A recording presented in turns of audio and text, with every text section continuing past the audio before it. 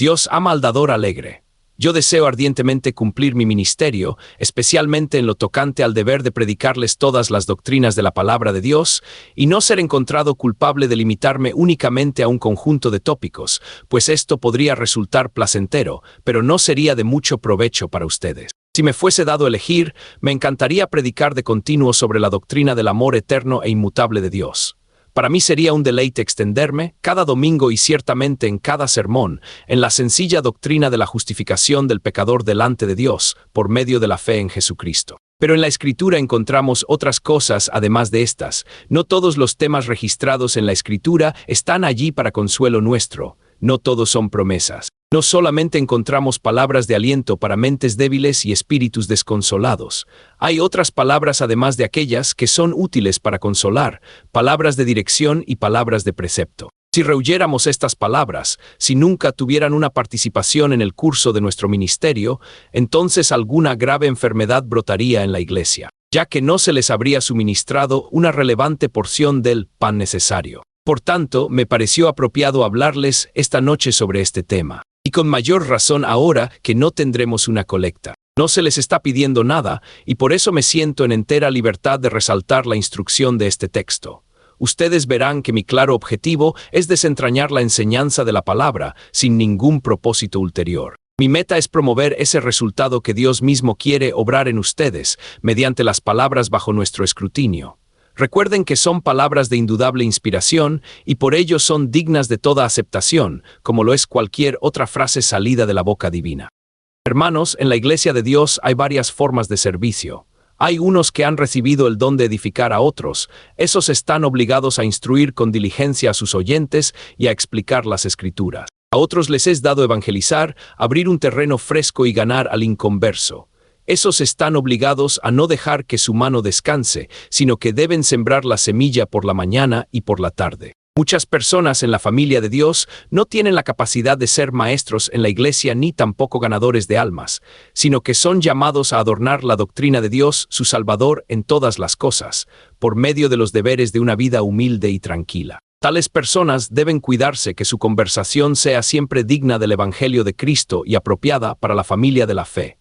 Y su oración sincera debe ser que la predicación de los demás pueda ser ilustrada por ellos en su diario caminar y en su conversación. Una parte considerable de la Iglesia de Dios es llamada a un servicio aún más difícil, es decir, al servicio del sufrimiento. Dios recibe gloria inclusive del fuego de la aflicción, cuando su pueblo entona sus merecidas alabanzas desde la cama de la enfermedad. Él recibe tanto honor desde el lecho del enfermo como desde el púlpito, y aquellos siervos que son llamados a estar confinados en un hospital son soldados tan aceptables como aquellos a quienes Él ordena que vayan al frente de la batalla. Cada uno de nosotros debe esperar su turno en la tribulación, de conformidad al propósito de Dios. Cuando se nos ordena que lo hagamos, debemos tomar nuestra cruz con alegría y seguir a nuestro Señor. También a toda la iglesia le es dado, y a cada miembro en su medida, servir a Dios dando. Algunos tienen la capacidad de dar abundantemente de sus riquezas, pues son mayordomos acaudalados. Están obligados a hacerlo, pero no deben ofrendar simplemente porque están obligados, sino que deben sentir que es un privilegio darle todo lo que puedan, pues Él les dio todo y es su todo. El cristiano más pobre no está exonerado de este privilegio. Si posee poco, Dios acepta según lo que tenga, y no según lo que no tenga, y si es tan pobre que ni siquiera puede ofrendar 5 centavos, todavía puede dar a Dios parte de su tiempo. Puede ofrecer a Dios la capacidad recibida para enseñar a los niños, o para distribuir literatura cristiana, o para cualquier otra forma de servicio que se encuentre dentro de su alcance. Pero nadie debe dejar de ser dador a Dios de alguna manera, pues todos recibimos bendiciones y todos debemos ofrendar. Démosle nuestras oraciones, démosle nuestras alabanzas, démosle todos nuestros esfuerzos posibles, pero todos debemos ser dadores, y prestando atención al texto, también debemos ser dadores alegres. Ustedes habrán notado que el apóstol Pablo habla acerca de dar a lo largo de todo el capítulo 9, pero en este punto se pone a hablar de dar como es percibido a los ojos de Dios, y el gran argumento que utiliza, el arma principal es: Dios ama al dador alegre. De esto yo entiendo que cuando estamos hablando del servicio cristiano, siempre debemos verlo en su aspecto hacia Dios. El apóstol había hablado de lo que los hombres de Acaya pensaban de la benevolencia, y de lo que los miembros de otras iglesias valorarían de los corintios, pues Pablo se había gloriado de ellos. pero luego reconsidera y afirma que el verdadero juicio de una buena obra no es lo que pueda pensar de ella la Iglesia o el mundo, sino más bien la estima en la que Dios la tiene. Dios, dice el apóstol, ama al dador alegre, ese es el punto. Amado lector, tú eres un cristiano que profesa su religión. ¿Sirves tú en tu iglesia según este modelo? Podrás preguntarme, ¿qué quieres decir? Quiero decir lo siguiente. Cuando asistes a la casa de Dios, vas allí para adorar a Dios. Cuando enseñas en la escuela dominical, lo haces simplemente para tener una participación con tus compañeros cristianos o enseñas como para Dios. Tú hablas, hermano mío, en nombre de Dios. ¿Acaso no te descubres predicando algunas veces de alguna otra manera que no es como para Dios? Mi querido amigo, tú que te involucras orando en la reunión de oración, ¿acaso nunca te has hecho la siguiente pregunta? ¿Sería mi oración del agrado de quienes la escucharon? Se te olvida que la oración debe ser vista como para Dios y que todo el servicio del cristiano no es para el hombre, no es para la iglesia, aunque tenga sus repercusiones en ambas direcciones, sino que su principal orientación y relación es hacia Dios. Hacer todo como para el Altísimo es el más importante de los deberes. No debes vivir en este mundo despreocupado, yo mismo un moribundo, siendo estimado por hombres moribundos. No debes preguntarte nunca qué pensará de mí el señor fulano de tal, o seré alabado o encontraré la censura. Más bien debes decir, puesto que sirvo a mi Dios y no a mis colegas los hombres, ¿qué es lo que me dirá el grandioso Señor? ¿Qué es lo que dirá de mi servicio? ¿Cómo se verá ante sus ojos? ¿Será oro, plata y piedras preciosas, o al igual que la madera, el heno y la hojarasca, será consumido por el fuego? Esta es la verdadera manera de trabajar y vivir. Observen entonces, antes de retomar mi texto y de entrar de lleno en su enseñanza, que ya sea que se trate de servicio, o de enseñanza, o de sufrimientos, o de ofrendar, el punto más importante es hacerlo todo para Dios, y si la Iglesia se aplica a esto, allí encontrará su fuerza. Serviría a Dios de una manera más noble y más aceptable, pues Él es espíritu, y quienes les sirven, al servirle en espíritu y en verdad, les servirán más valerosa, abundante y aceptablemente por medio de Jesucristo. Esto en relación a la parte externa del texto. Dios ama al dador alegre. Entonces aprendemos que ya que dar es una parte del servicio cristiano, la manera correcta de hacerlo es de la forma en que el propio Dios lo aceptará y consiste en dar con alegría. Dios ama al dador alegre. No pretendo extenderme en cada uno de los puntos, sino que primero voy a observar muy brevemente lo que significa ser un dador alegre. En segundo lugar, porque el Señor ama al dador alegre. Y luego, en tercer lugar, será necesario que digamos una palabra o dos acerca de por qué nosotros que somos su pueblo debemos ser dadores alegres. En primer lugar, ¿qué significa ser un dador alegre? El resto del versículo describe lo que no significa y así nos ayuda a ver lo que se quiere describir. No con tristeza ni por necesidad, porque Dios ama al dador alegre. No con tristeza, no dando como si desearan evitarlo, y por consiguiente dando lo menos posible, contando cada centavo y considerándolo tan valioso como una gota de su sangre. Hay que dar con despreocupación, con espontaneidad, con libertad, con placer. Esto es ser un dador alegre. Para lograrlo, uno debe dar proporcionalmente, pues los dadores alegres calculan cuánto deben dar, cuánto se puede esperar de sus manos como buenos mayordomos. Quien recibe muy buenos ingresos daría de mala gana si no diera más que alguien que solo tiene la décima parte de esos ingresos. Quien tiene pocos gastos y vive con poco, si no da más que otro que tiene una familia muy grande y grandes salidas de dinero, no puede decirse que dé alegremente. Evidentemente daría de mala gana si no da proporcionalmente. Mucho se ha dicho acerca de dar un diezmo del ingreso al Señor. Soy del parecer que se trata de un deber cristiano que nadie debería cuestionar ni por un instante. Si se trataba de un deber bajo la ley judía, es ahora un deber mucho mayor bajo la dispensación cristiana. Pero es un gran error suponer que el judío solamente daba el diezmo. El judío daba mucho más que eso.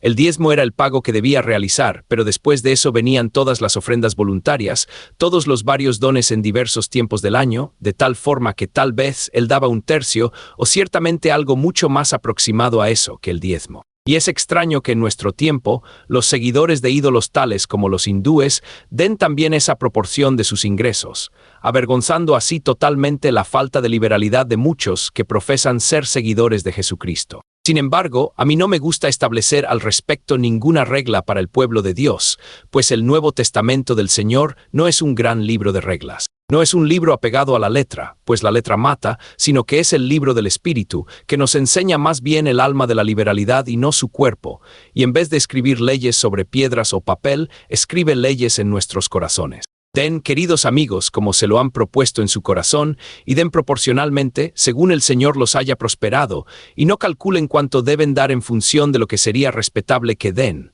o de lo que otras personas esperan que ustedes den, sino como bajo la mirada del Señor, pues Él ama al dador alegre. Y como el dador alegre es un dador proporcional, cuídense que como buenos mayordomos solo den cuentas al grandioso Rey.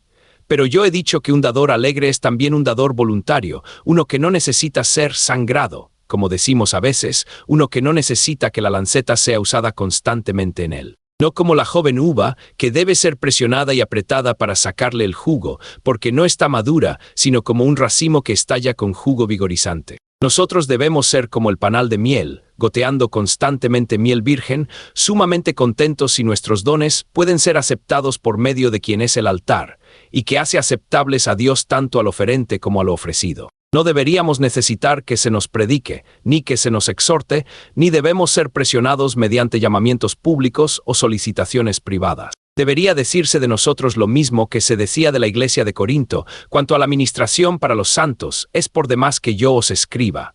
Entonces sé un dador proporcional y un dador voluntario. Un hombre que da a Dios alegremente ha trascendido el espíritu de un siervo, de un esclavo.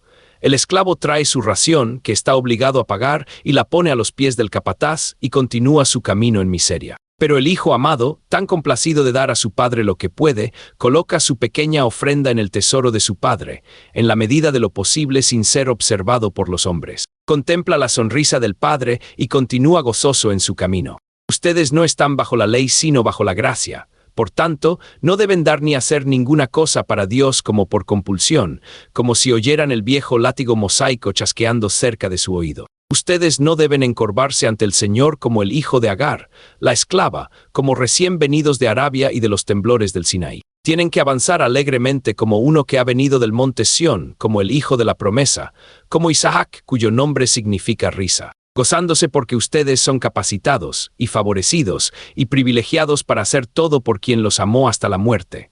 El dador alegre es uno que da de todo corazón, y hay una forma de dar de todo corazón, especialmente cuando la ofrenda es la de su tiempo o de su servicio. Algunos dan a Dios su tiempo el día domingo, pero están medio dormidos.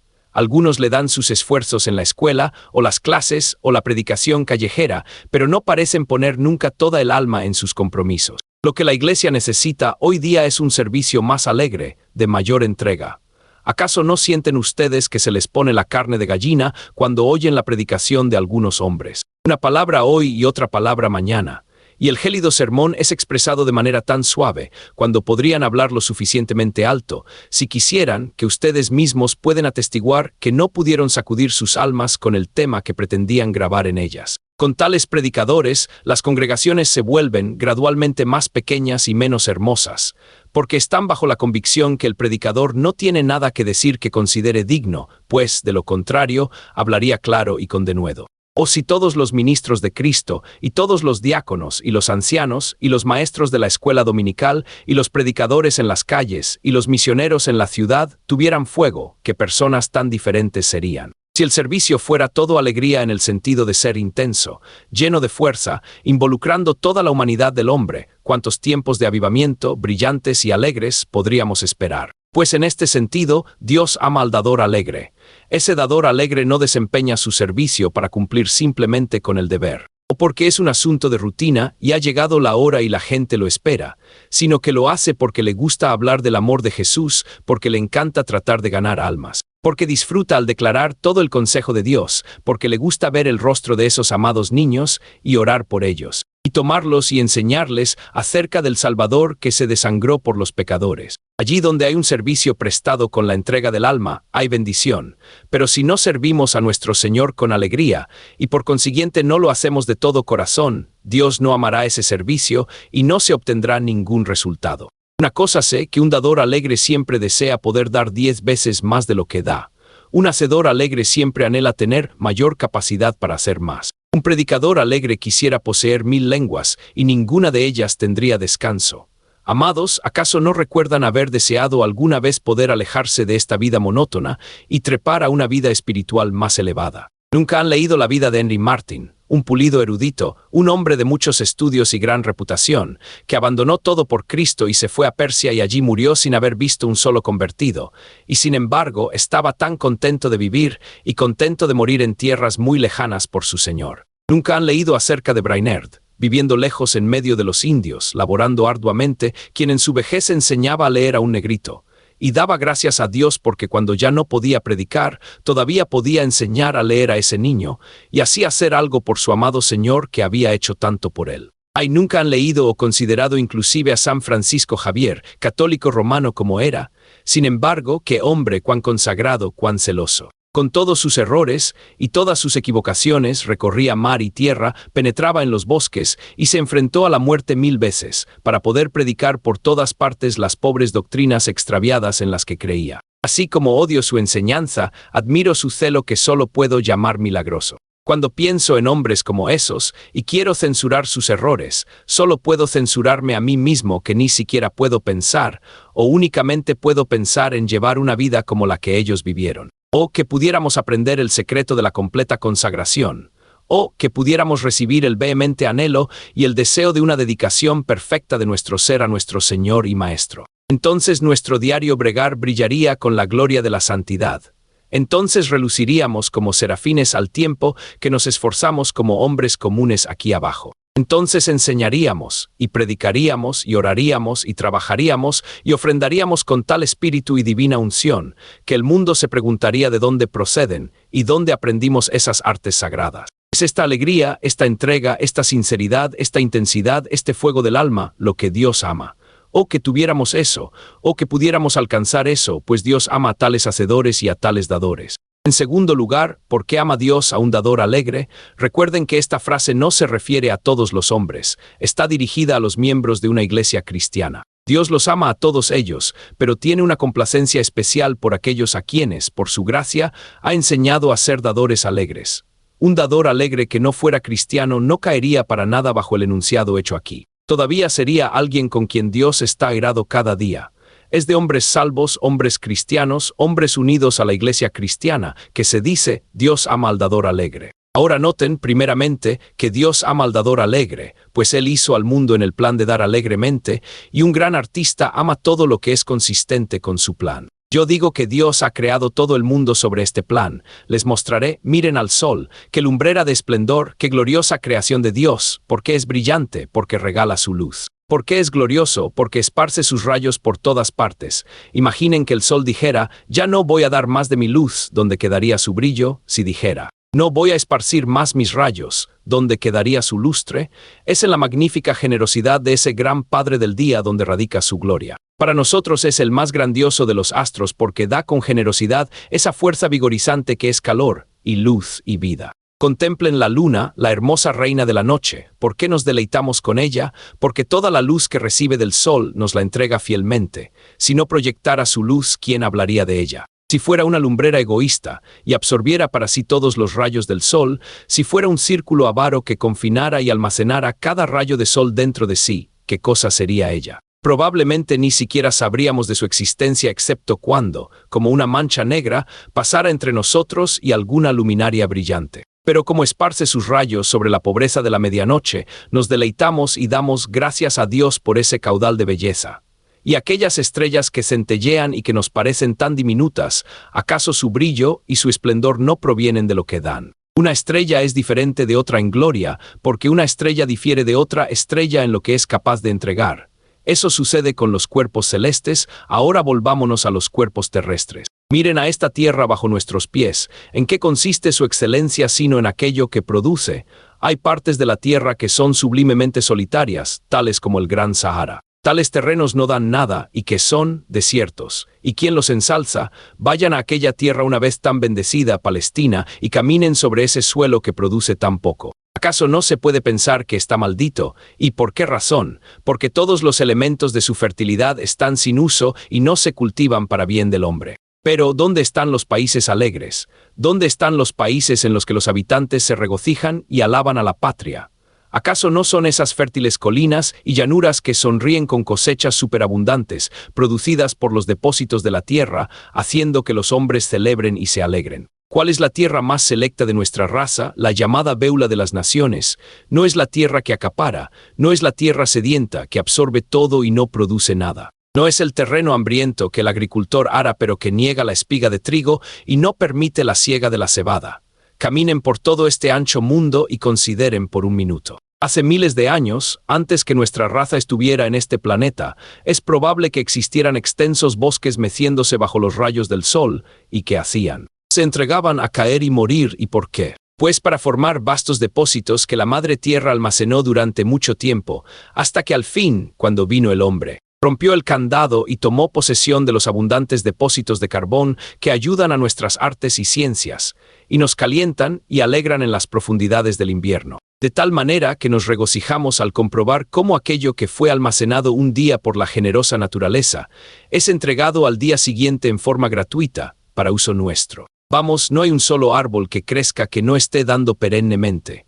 No hay una flor que brote que no posea dulzura al derramar su fragancia en el aire. Todos los ríos van al mar, y el océano alimenta a las nubes, y las nubes vacían sus tesoros, y la tierra convierte la lluvia en fertilidad, y así es una cadena sin fin de generosidad dadora.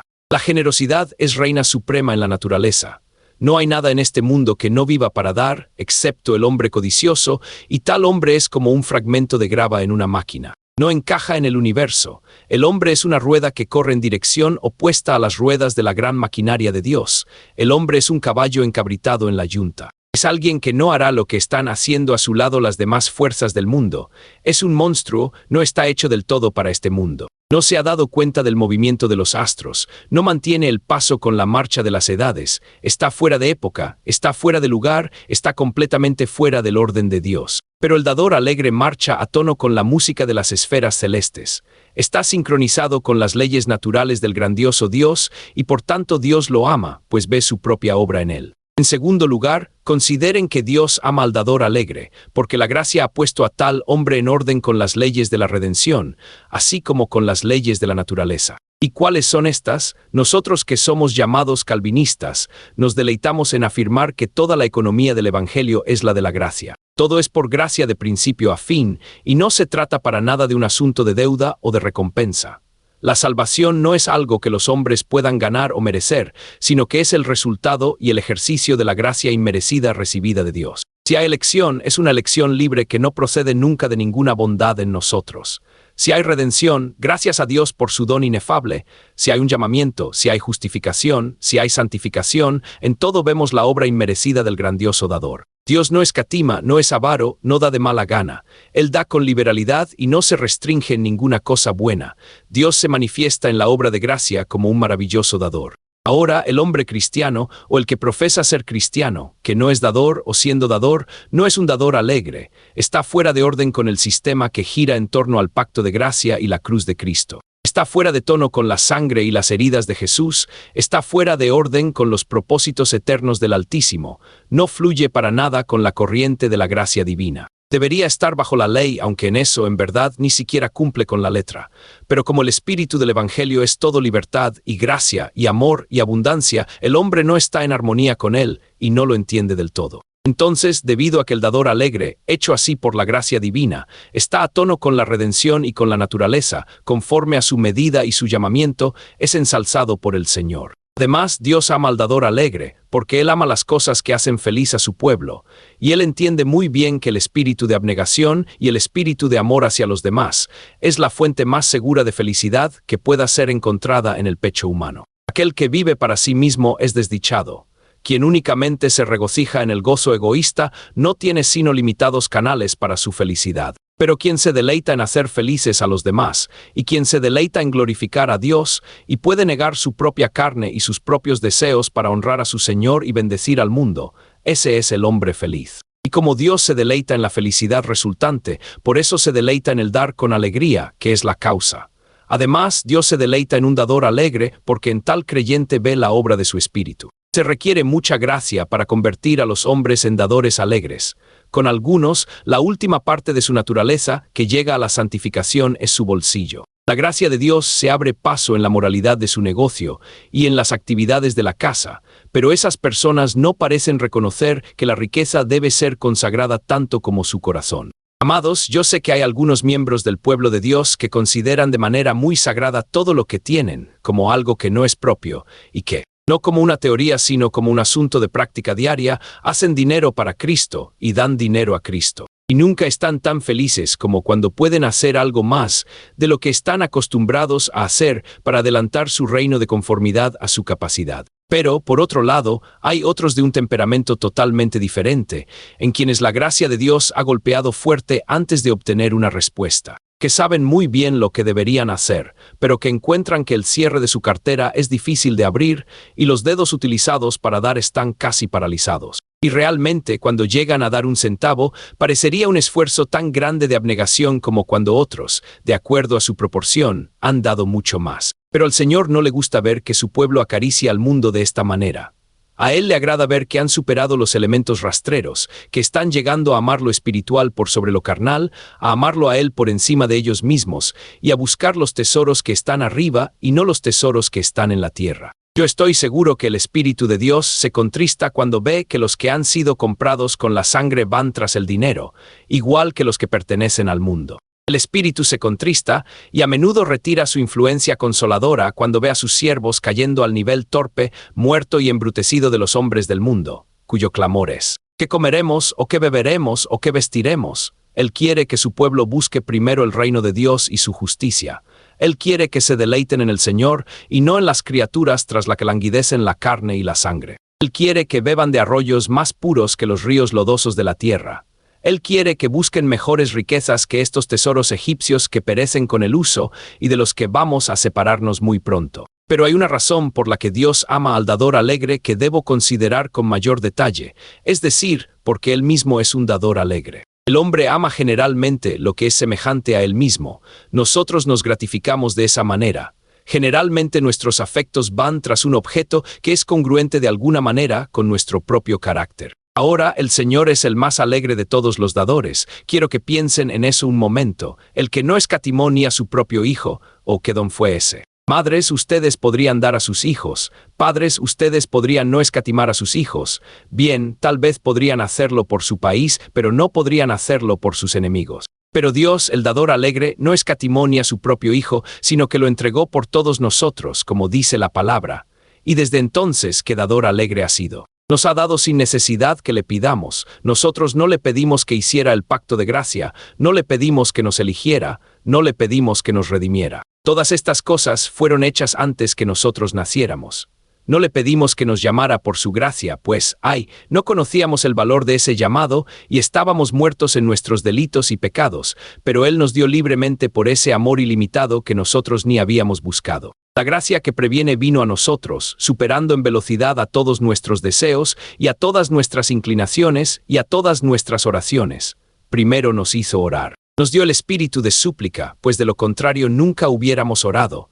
Él nos dio la voluntad de venir a Él, pues de lo contrario habríamos permanecido alejados. Entonces Él fue un dador alegre para nosotros. Y cuando nos acercamos a Él con nuestros corazones quebrantados, cuán alegremente nos concedió el perdón. Cómo corrió y tuvo compasión de nosotros, y nos abrazó y nos besó.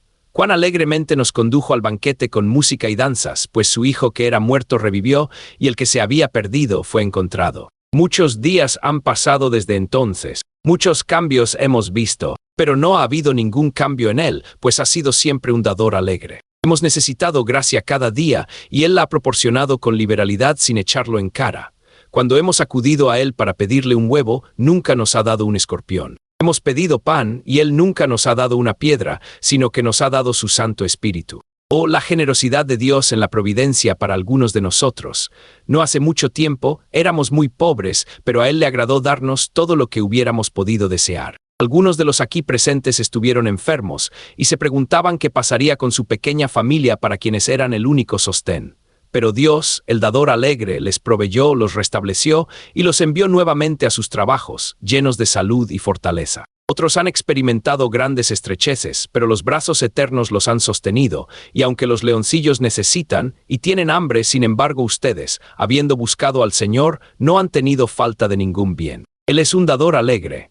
Ah, pobres pecadores, ustedes que no son salvos, yo quisiera que ustedes supieran cuánto se complace Dios en dar de su misericordia. Él es el dador más alegre del universo. Ustedes no deben pensar que Él les va a escatimar algo. Si vienen a Él buscando el perdón del pecado, Dios está listo para perdonarlos abundantemente. Si buscan su rostro, no tendrán que gritar como si Él estuviera sordo o no quisiera escucharlos. Él oirá los gritos del penitente. Él prestará atención a los deseos de quienes abandonan sus pecados y encuentran a Cristo.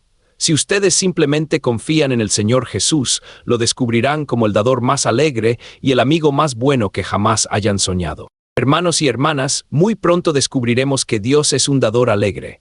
Algunos de nuestros amigos lo han conocido así esta semana. Ellos rogaron, pues se encontraban enfermos, para que Él los sostuviera, y Él les hizo la cama en su enfermedad y los sostuvo con sus amables brazos. Y luego ellos le pidieron que les diera una abundante entrada al reino de su amado Hijo, y se los concedió. Él les ayudó para que dieran testimonio de su fidelidad. Les abrió las puertas que eran perlas. No les negó las arpas de oro, ni el trono del propio Cristo, sino que, como un dador alegre, dio la bienvenida a su banquete eterno, a su pobre pueblo cansado y lo hizo sentar a su diestra. Lo mismo hará con nosotros, pues Él es un dador alegre, y así quiere que sea su pueblo, pues en aquellos que son semejantes a Él, Él se ve a sí mismo en miniatura. De la manera que el sol se ve a sí mismo en cada gota de rocío, y los cielos son reflejados en cada charco. Oh, que Dios nos conceda gracia para que seamos en el futuro dadores más alegres de lo que hemos sido en el pasado. Voy a concluir únicamente con una frase, o dos, relativas al PORQ acentuada. Nosotros que amamos al Señor en esta casa, debemos tratar especialmente de ser dadores alegres a quienes Dios ama. Hay muchas razones, pero esta noche necesitamos urgirlas todas ellas. Una es que todo lo que tenemos se lo debemos a Él.